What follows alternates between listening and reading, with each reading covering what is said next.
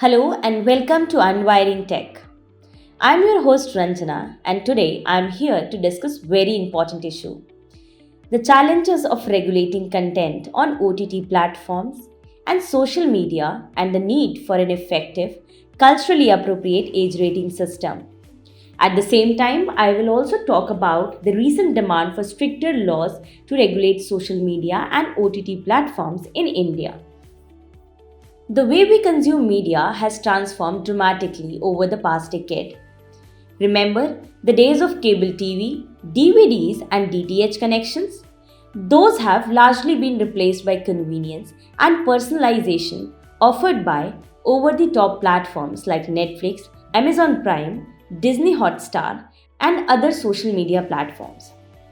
While this transition has been exciting for viewers, it has also raised significant challenges, especially when it comes to regulating content and ensuring that children consume age appropriate material. One of the biggest hurdles in content regulation is inconsistency in applying age ratings across different regions. For example, OTT platforms often use rating systems that don't align with socio-cultural sensitivities of the countries they operate in. This misalignment creates risk for younger viewers.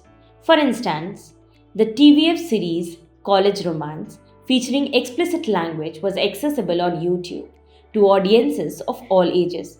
Similarly, web series like Tandav, Ashram, and Mirzapur have sparked legal battles and public protests, with creators facing FIRs and accusations of violating laws such as IT Act and IPC. These are just a few examples in the sea of content related controversies.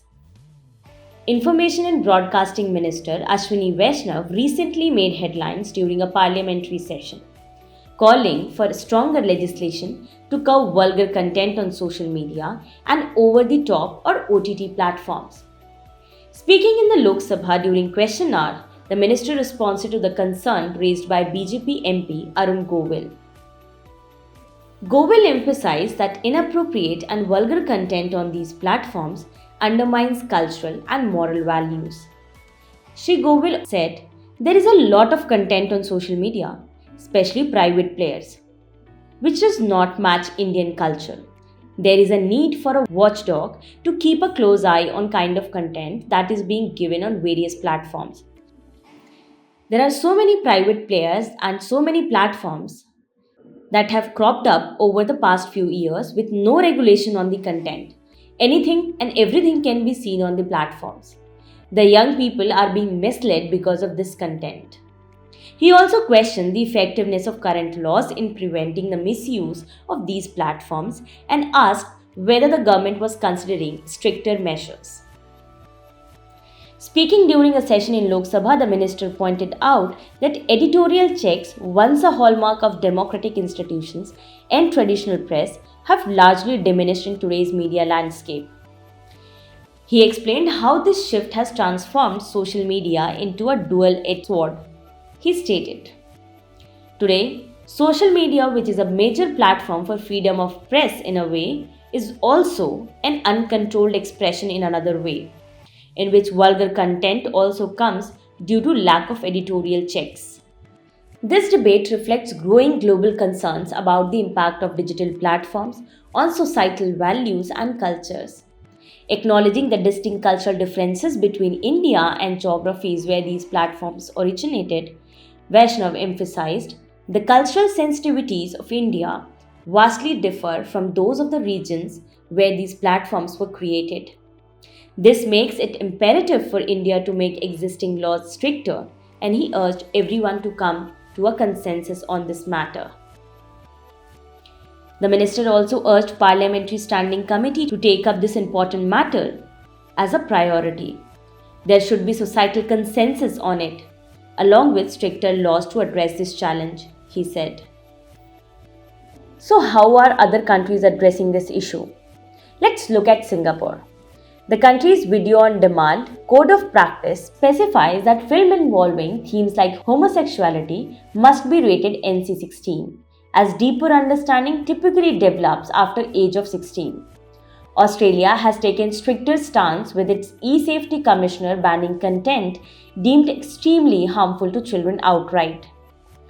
In the UK, Netflix has partnered with British Board of Film Classification to ensure its content is aligned with local age rating standards. The BBFC even audits Netflix rating to add an extra layer of compliance. This collaboration serves as a great example of how platforms can adapt to local context. Now let's focus on India. The Ministry of Electronics and Information Technology introduced the IT Intermediary Guidelines and Digital Media Ethics Code rules in 2021. These rules mandate that OTT platforms self-classify their content into 5 categories. First category is U for all ages, for viewers aged 7 and above, for viewers aged 13 and above, for viewers aged 16 and above, and A for adult content. The classification is based on factors like themes, violence, nudity, sex, language, and substance abuse. This framework was designed to help parents and guardians to make informed decisions about what their children consume.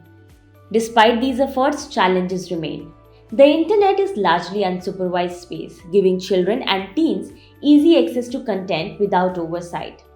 At a young age, they may not have the maturity to discern what's appropriate, exposing them to harmful material like explicit violence, vulgar language, and mature themes.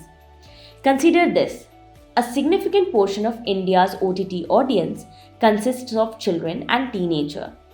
With the growing popularity of these platforms, ensuring that content aligns with their cognitive and emotional development is not just a recommendation, it's a necessity. Now, why does this matter so much? According to American Academy of Pediatrics, exposure to age-inappropriate content can adversely impact children's mental and emotional well-being.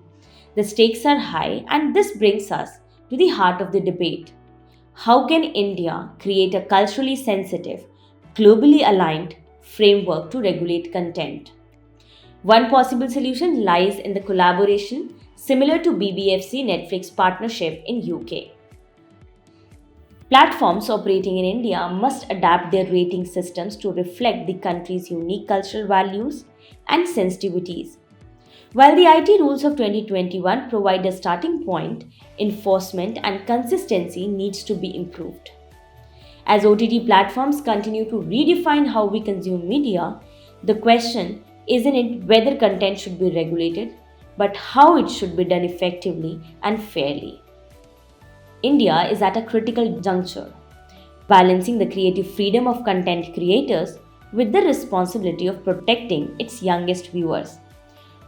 IGPP has been at the forefront in raising these issues through its research, dialogues, expert talks, and consultations with various stakeholders. It has also developed a unique and comprehensive framework to review such content and grade them, taking into consideration Indian cultural context. To know more about IGPP's framework to review and rate such content, stay tuned for the next episode. Now, what do you think? Should India take inspirations from other countries, or does it need an entirely new approach? Share your thoughts with us. Thank you for tuning in.